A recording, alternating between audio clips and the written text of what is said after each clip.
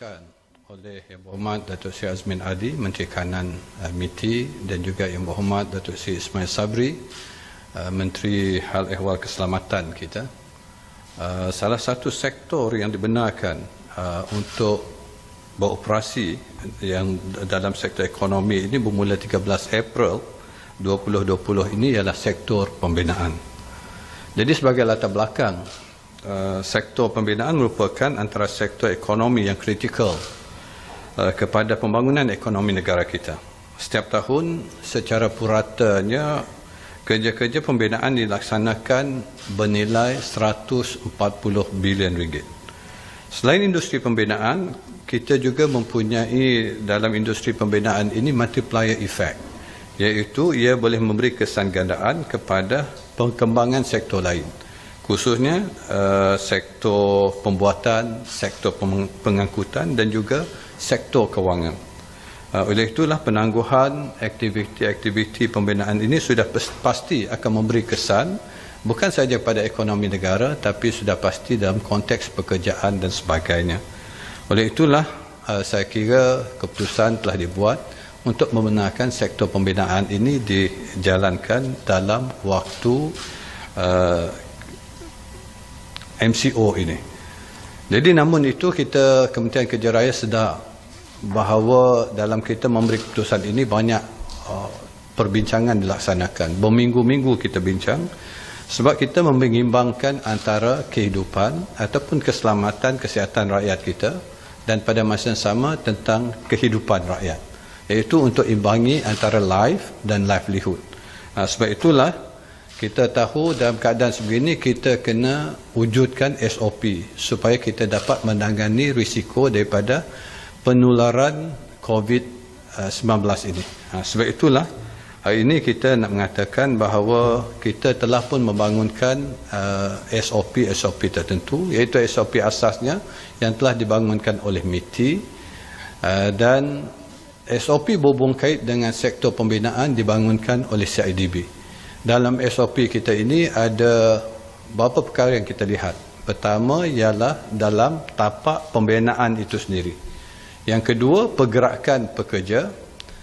Ketiganya ialah di quarters ataupun tempat tinggal pekerja-pekerja yang disediakan oleh majikan ataupun yang disediakan oleh agensi-agensi supaya mereka akan dapat mengurus takbir dan mematuhi segala keperluan untuk memastikan jangkitan penularan COVID-19 ini dapat dikawal dan dipastikan pengamalan yang baik seperti mana digariskan oleh Kementerian Kesihatan kita.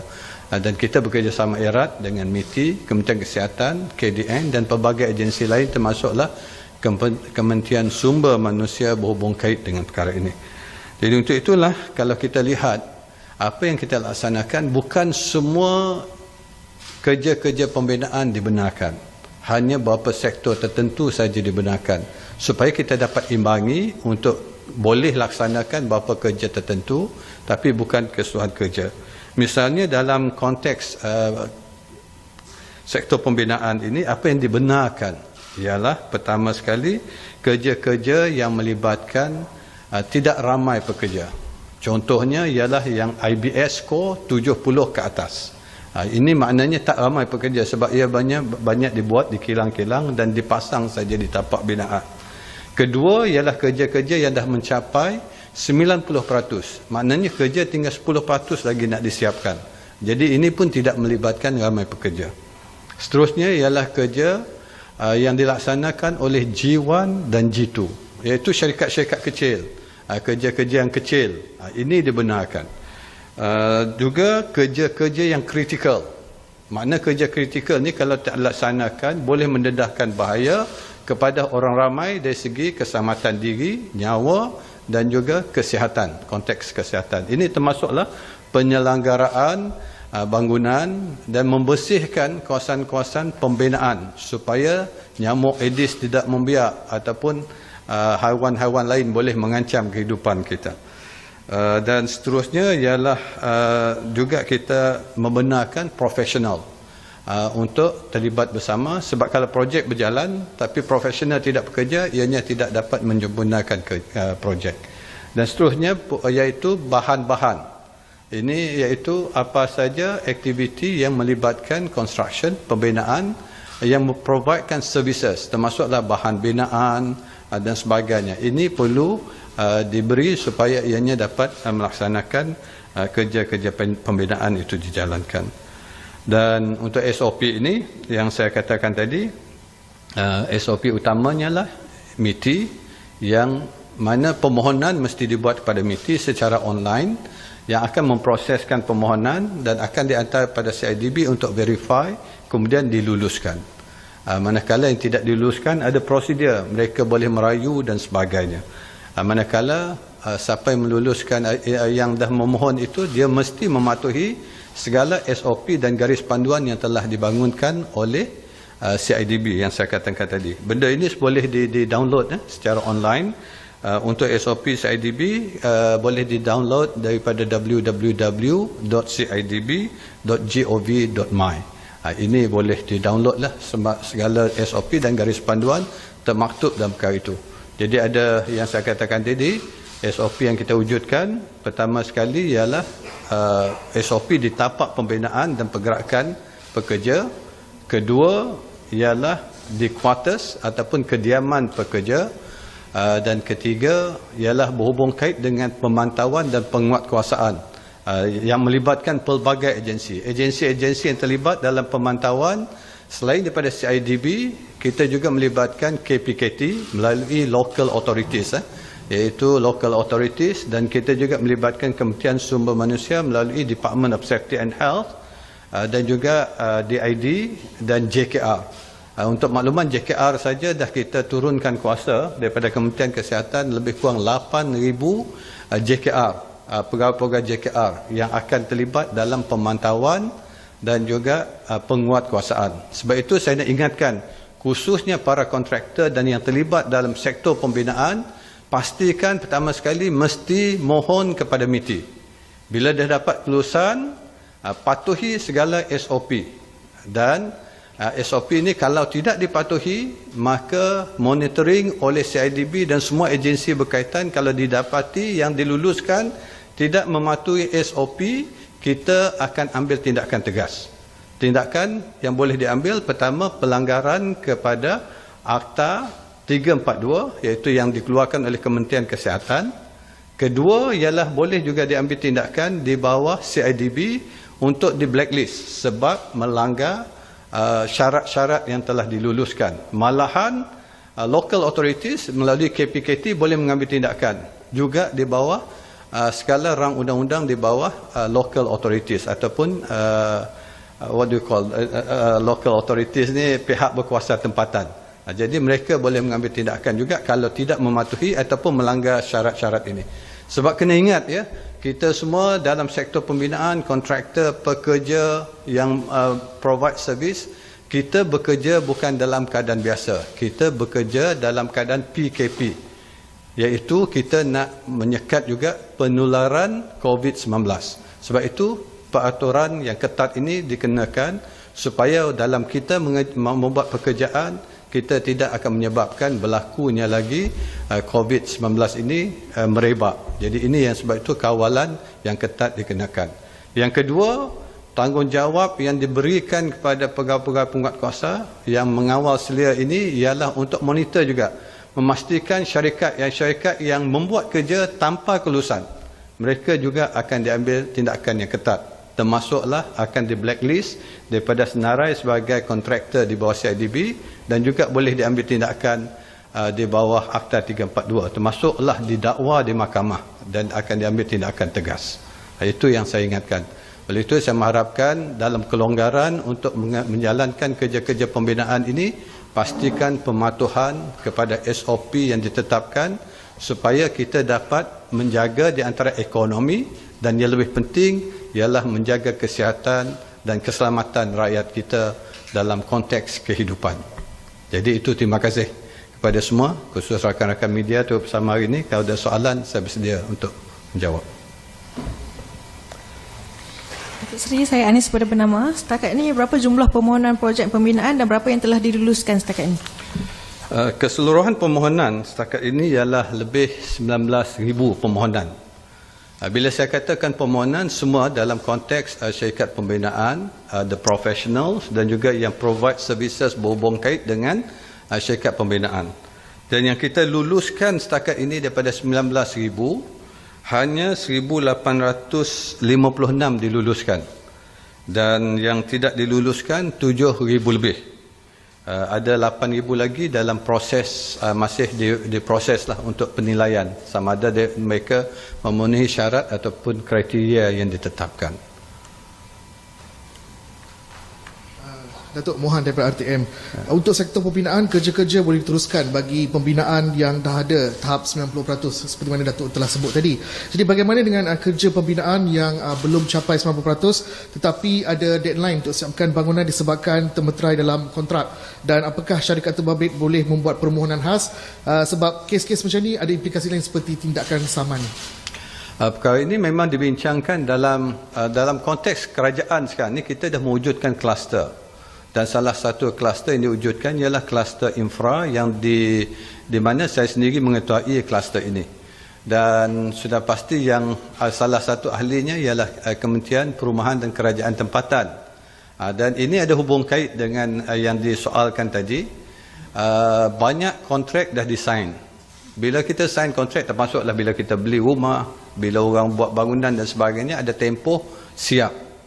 Dan kalau tempoh siap ini menjadi pokok persoalan sekarang ni. Adakah mereka akan diambil tindakan kalau tidak mematuhi syarat? Jadi sebab itu dalam konteks perundangan, kalau kita belajar perundangan, dia biasanya ada provision ataupun ada peruntukan dalam perjanjian apa dipanggil force majeure. Force majeure ni ialah satu keadaan di mana berlaku bukan dalam kawalan kita tapi di luar kawalan kita. COVID-19 ini bukan dalam kawalan kita. MCO terpaksa diletakkan untuk kita berhentikan segalanya untuk memastikan tidak menularnya COVID-19. Jadi adakah dalam perjanjian itu ada tak provision ataupun peruntukan berhubung kait dengan force majeure? Jadi force majeure ni kalau dia ada peruntukan itu, maknanya mana-mana pihak tak boleh menuntut ganti rugi. Dan automatik tempoh kesiapan projek pun akan boleh dilanjutkan. Ini dalam konteks perjanjian. Tapi ada juga dalam perjanjian tidak ada memperuntukkan klausa berhubung kait dengan force majeure. Sebab itu kalau kita melihat misal kata di Singapura, dia ada membuat perundangan khas untuk temporary measure bagi menangani COVID-19.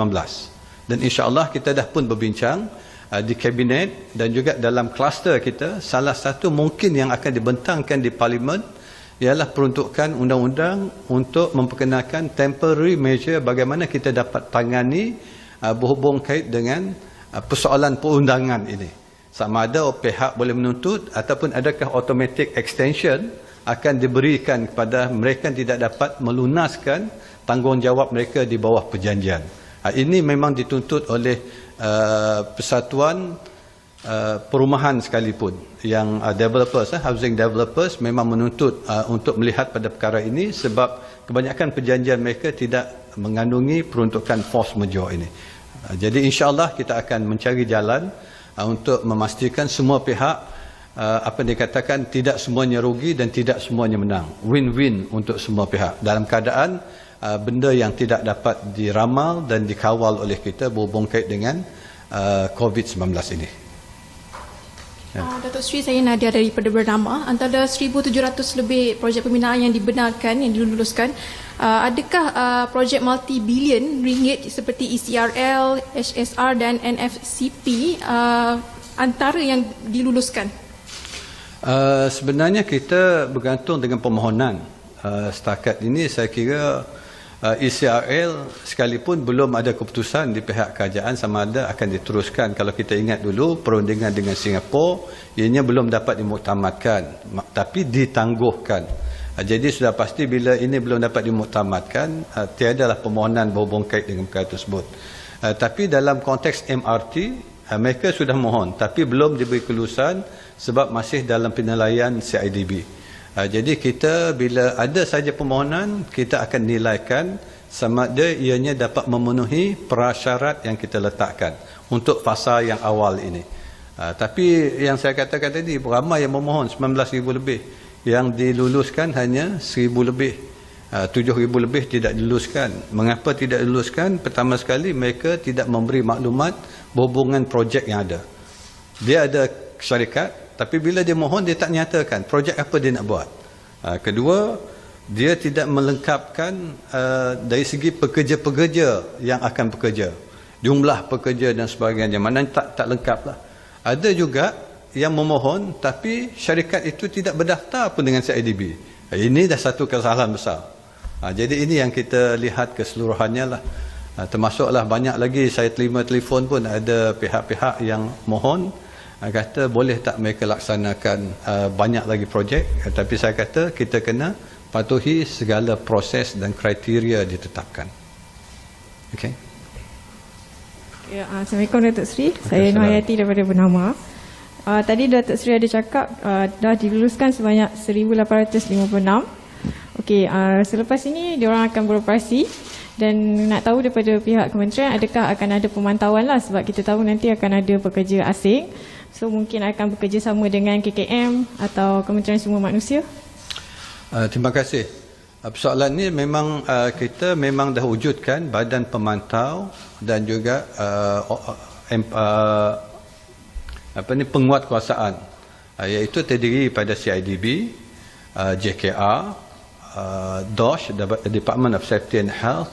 Kita juga ada daripada local authorities, daripada KPKT, dan juga daripada Jabatan Peparitan dan Saliran.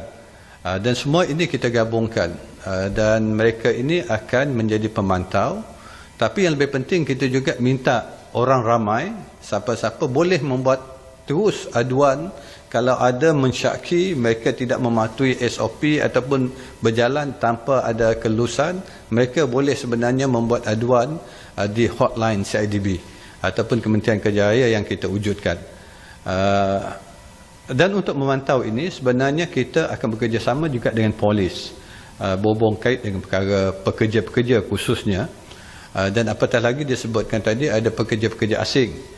Memang Kementerian Sumber Manusia bersama dalam jawatan kami, dan Kementerian Sumber Manusia sudah pun mengumumkan bahawa mereka sudah memperuntukkan 200 juta untuk membuat saringan kepada pekerja-pekerja, dan kita menyambut baiklah perkara ini, sebab tujuannya ialah untuk memastikan salah satu SOP-nya orang yang nak dibenarkan bekerja mesti bebas daripada COVID-19. Sebab itu salah satu prosedur pengambilan suhu, temperature, kemudian ada sanitizer, memastikan apa yang diberi panduan oleh Kementerian Kesihatan ini mesti dipatuhi. Dan kalau ada saja, mereka kena laporkan terus kepada Kementerian Kesihatan ataupun pergi ke klinik kesihatan. Dan kalau ada yang ada simptom, gejala, mereka tidak boleh turun kerja tapi kena dibawa terus ke klinik. Dan yang lebih penting, ini syarikat-syarikat yang telah diluluskan ataupun tidak diluluskan penting. Salah satu syarat utama ialah untuk mereka pastikan pekerja mereka tidak ada positif COVID-19. Sebab kalau ada, tanggungan mereka lah untuk menanggung segala masalah berhubung kait dengan pekerja-pekerja mereka yang dirawat di hospital. Ditanggung oleh mereka. Maknanya kalau ada seorang saja, projek itu akan ditutup, diberhentikan, dan saringan compulsory, semua tu kena disaring dan sebagainya. Sudah pasti mereka akan menanggung kos yang lebih besar lagi. Jadi lebih baik patuhi segala SOP yang ditetapkan supaya nanti projek mereka dapat berjalan tanpa gangguan disebabkan ada yang positif. Datuk Seri Farhana dari RTM, ramai juga yang sedang membuat renovation rumah tapi kerja-kerja terpaksa diberhentikan disebabkan PKP. Adakah kerja-kerja renovation yang terbengkalai ini boleh disambung semula? Kerja-kerja renovation ni biasa dibuat oleh G1 dan G2, maknanya kontraktor kecil. Sebab itu tadi salah satu syarat kita membenarkan G1 dan G2 sebab projeknya kecil.